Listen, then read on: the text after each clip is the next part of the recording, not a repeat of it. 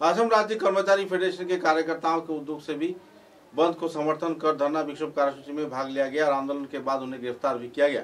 कछार जिला तथा असम के विभिन्न जिले में पुलिसी कार्रवाई के चलते बहुत सारे लोगों को गिरफ्तार भी किया गया है। इधर आम जनता अपने व्यवसायिक प्रतिष्ठान, यातायात परिसेवा सहित सरकारी कार्यालय व दूसरे संस्थान बंद रखकर बंद को पालन किया। सिलचर शहर के राजमार्ग के अलावा गांव क्षेत्र में भी बड़े पैमाने पर लोगों ने बंद के समर्थन में तिथि को पालन किया। गौरतलब है कि बंद को लेकर लोगों में काफी जोशो खरोश का माहौल था और लोग खुले दिल से इस बंद के स्वागत में जुटते देखे गए। मुद्दे को लेकर कई दफा मांगों को लेकर जहां आंदोलन चल रहा है, तो इसी दौरान संगठन के वरिष्ठ कार्यकर्ता विश्वजीत पाल चौधरी ने विस्तारित तथ्य पत्रकारों के समक्ष उजागर किए और राज्य की भाजपा सरकार पर आम जनता से शोषण नीति का आरोप भी लगाया।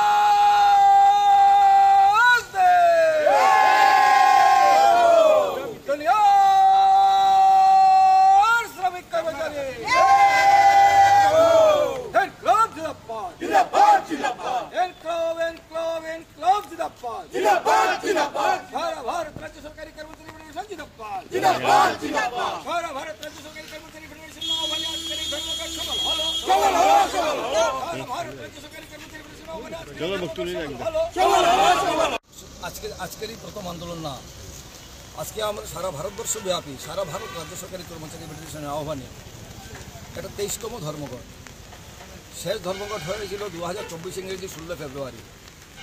ভারতবর্ষের পরিস্থিতি কোন পর্যায়ে যাবে আমরা তা আগ থেকে আশা করতে পেরেছিলাম এবং তার জন্য শুধু আজকে থেকে নয়, বিগত নরসিংহ রাও সরকারের আমল থেকে ভারতবর্ষের তখন অর্থমন্ত্রী ছিলেন প্রাক্তন প্রধানমন্ত্রী নরসিংহ রাও, এই মনমোহন সিং, এই অর্থমন্ত্রীর পিরিয়ড থেকে যখন অর্থনৈতিক সংস্কার যখন শুরু হলো তখন থেকেই আমরা সারা সর্বভারতব্যাপী জনসাধারণের কাছে গিয়ে যে ভবিষ্যতের পরিস্থিতিটা কী দাঁড়াতে পারে তা আমরা তুলে ধরার চেষ্টা করেছি।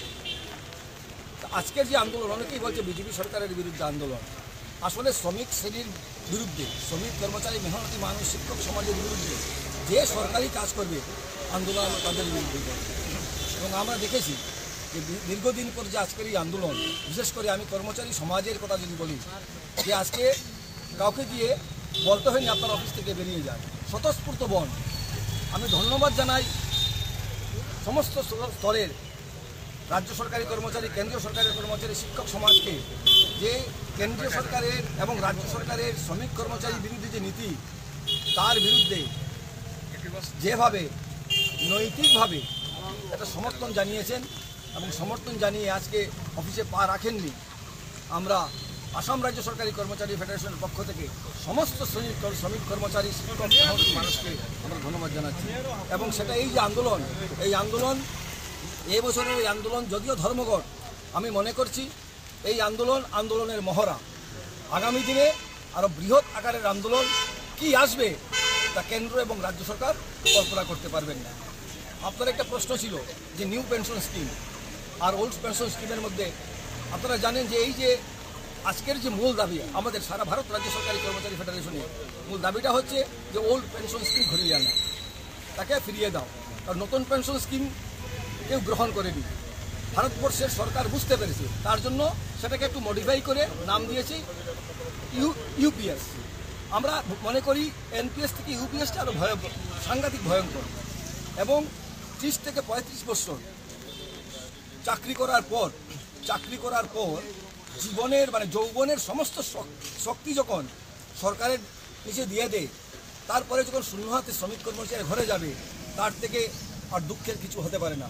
কিন্তু অপরদিকে আপনারা দেখুন, মাননীয় মুখ্যমন্ত্রী এই যে সমস্ত পত্রপত্রিকা, ইলেকট্রনিক মিডিয়ায় বেরিয়েছে যে এই জয়ন্তমল্ল বড়ুয়ার যে কাণ্ড কারখানা, গরু চুরির কাণ্ড কারখানা, উনি তাকে কি করছেন, এই মন্ত্রীকে গাইড দিচ্ছেন, ফিল্টার দিচ্ছেন, দিয়ে কি বলছেন যে আজকে আসে, আজকে মন্ত্রিত্ব আছে, কালকে মন্ত্রিত্ব নেই, মন্ত্রিত্ব না থাকলে সংসারটা চলবে কিভাবে?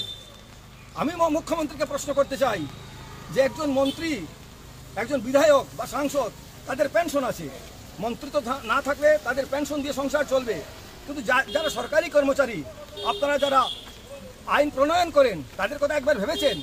তারা 30 থেকে 35 বছর পর চাকরি দিয়ে জীবনের সমস্ত কিছু শক্তি নিংড়ে দেওয়ার পর চাকরি জীবন শেষে ঘরে যখন শূন্য হাতে ফিরবে, তাদের চিন্তাটা কি করছেন?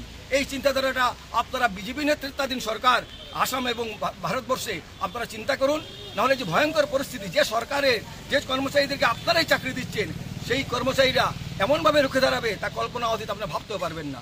এই কথাগুলো আপনারা